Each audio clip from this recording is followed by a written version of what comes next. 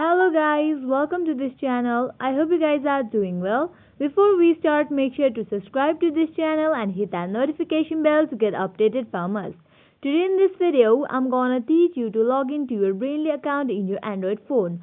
Firstly, make sure that you are connected to your internet and you have already installed Brainly app in your device.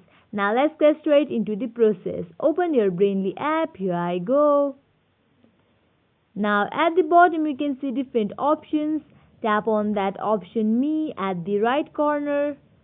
Now you have to enter your username or email and password. Here I will be entering my username.